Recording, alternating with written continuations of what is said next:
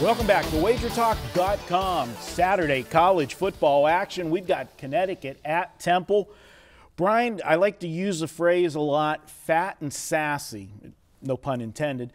But looking at this one here, Connecticut's got to be the poster child for a team that's got to be feeling fat and sassy this week. After upsetting the undefeated Houston Cougars last week, not only did they upset the undefeated team, they also became bowl eligible, getting their 6th win last week. How does this team now, their home finale last week, now go out on the road? How does this team stay focused this week? I think this is their first bowl eligibility since 2010. So it's like you haven't been there for a little bit. That's the problem you're going to run into. But you're also running into, and I don't know what you're going to pick on this game, but we've got 3 games on the college football card this year with low totals. This one, I believe, is in the 41 range or whatever. Lay in double digits. And that's always what you got to worry about. I know Akron-Kent is one of those, and there's at least one more. Do you lay the double digits? Do you play the under? It's really interesting how these are going to play out this week with the totals and which side, or be some correlated parlays possibly on these games. Yeah, well, I'll tell you, the reason that this total is so low, this is like, you talk about dual threat quarterbacks. Well, this is a dual threat under because Temple has a really, really good defense, and Connecticut has a really, really bad offense. This team has only topped 20 points in 3 games this year. The 3 games that they topped 20 points was against Army, who's bad, Central Florida, who's pitiful, and then defense, East Carolina doesn't play defense. This is a team that just can't score. And even last week, they scored 20 points in the win against Houston, 20-17. Houston had 4 turnovers in the game. And they still only won the game by 3 points. When you're +4 in the turnover margin, you think you would have a bigger margin, especially playing at home. I will say, to counter that, Connecticut's only allowing 19 points per game. So you got a double-digit favorite against a team who only allows 19 points a game.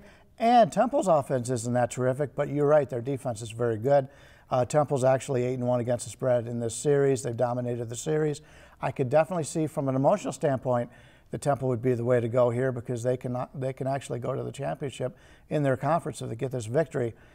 But I always have a hard time laying double digits in a low total game. We'll see how it goes. Well, I'm looking at Temple, and you are absolutely right. All the motivation for me in this game is on Temple. They want to go to the conference championship game. And this is a team. Remember, just a few weeks ago, we were talking. Think back now if they could have held on in that Notre Dame game, where they would be right now. Temple in the scheme of things. They lost the game at South Florida.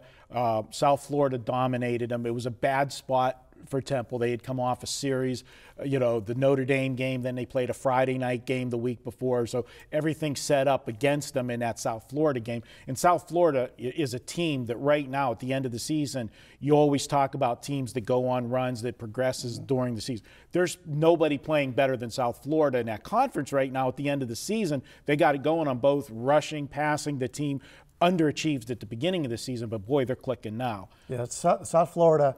It's interesting. The second half of the season, they've been terrific. Memphis, first half of the season, they were terrific. It's a full season. Teams change. Teams get better as the season goes on. Sometimes they wear out, and that's what's happening to Memphis. All right, well, let's make this one official, and I am going with Temple. I think they get the big win here. I've got Temple, and we talked about that offense. The last few weeks, the Temple offense has been clicking. They put up some big numbers, and a couple weeks ago, they put up 60 points. Again, that was against SMU, and anybody can put points up against them. But I look for them to get enough points to get this one done. I've got them winning this one 34-13, close out the home finale for Temple, get to the conference championship game. And unfortunately for Temple fans, a win and go to the conference championship game is probably going to seal the fate, because somebody's going to come knocking on the door for your coach.